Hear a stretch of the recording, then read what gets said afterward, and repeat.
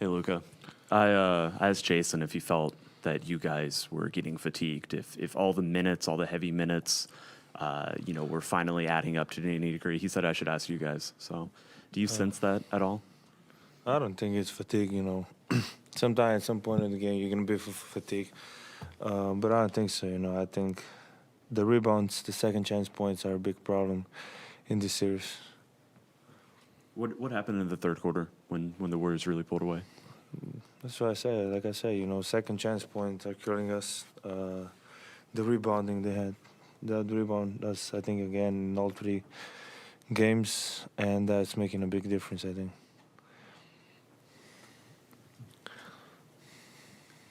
Luka, Jason talked about, even though you guys haven't won a game this series, that this is really a building block for you guys and for the franchise and just the experience of having this stage.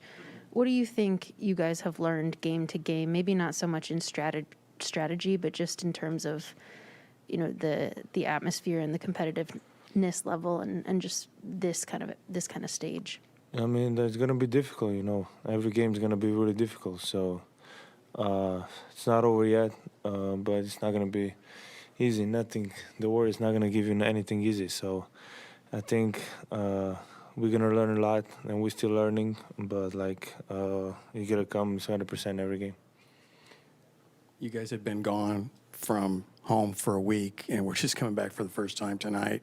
I wondered if you could take me back through when you think back to the highs of the Game 7 win, and then the low of losing the 19-point game at Golden State.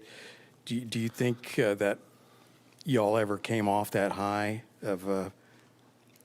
Do you think coming off that high of that Game 7 affected you guys going into this series or not? What do you mean by high?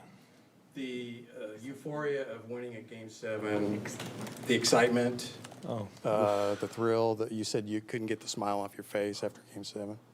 I mean, yeah, it was, I think, an unbelievable win. Like I say, nobody had us being here in this conference finals. But I don't know, man. I think the Warriors are playing incredible. Everybody knows their role. Everybody just stays together. They're a long-built team. They've been together for a lot.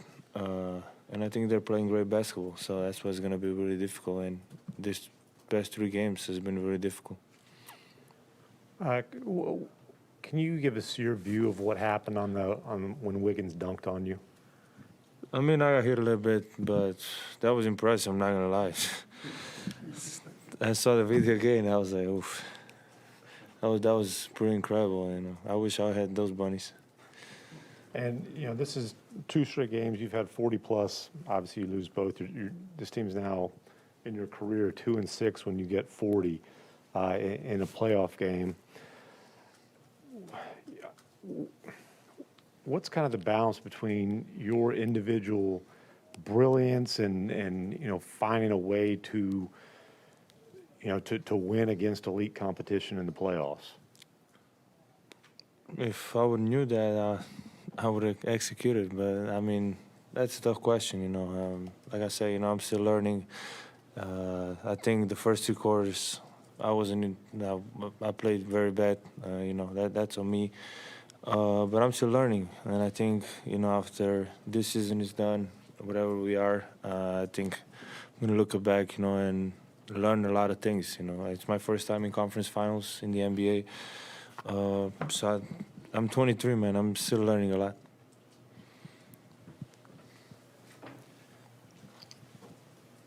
Luka, following the Game 3 loss tonight, what's the big thing that you'd like to see the team collectively improve on heading into Game 4? I think, like I said, the rebounding, we got to be way better. We got to be more physical.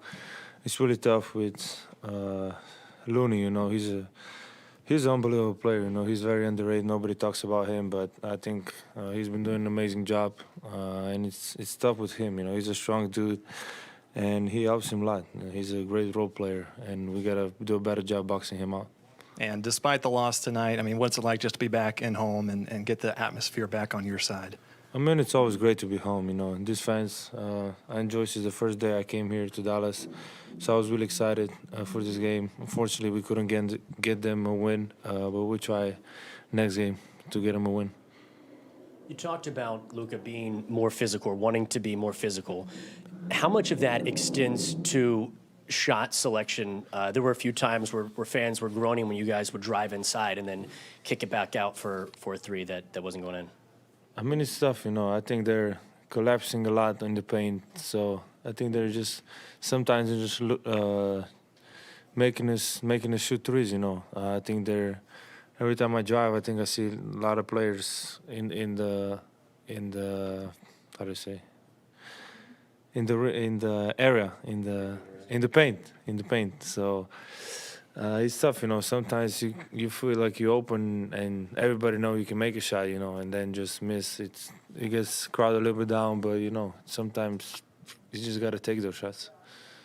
We're gonna take a couple on Zoom in Slovenian. Maha, go ahead. And once you go. Dobro jutro iz Ljubljane, Luka. Upam, da se slišiva, ker precej Slovenije držite po konci, po noči. Upam, da ta podpora pride tudi do vas. Žal se ni razpletlo tako, kot ste si želeli. Kako pa bi vi ocenili vaše prve 3 tekme v tem konferenčnem finalu? 2-krat ste presegli 40 točk, ampak kot vas poznamo, vam to ne pomeni prav veliko. Ja, mislim, da to glih nima veze. Mislim, da smo 3-0 smo dol, tako da to glih nima veze. Ampak upam za naslednjo tekmo, da bomo dobili in o tem, da gremo naprej. Mi še zmeraj verjamemo. Luka, izgleda, da na igrišču kar precej vaših soigralcev morda ne verjame več v to. Vi jih spodbujate, vi ste tisti, ki jih vlečete proti koncu. Kaj jim boste rekli pred 4. tekmo? No, jaz mislim, da vsi verjamejo. Malo je težko, kakšnič ne zadaneš kakšnega šuta, ki si dal 10 pik, ampak mislim, da vsi verjamejo. Mi sem rekel, da ostanemo skupaj, karkoli se zgodi. Srečno. Hvala.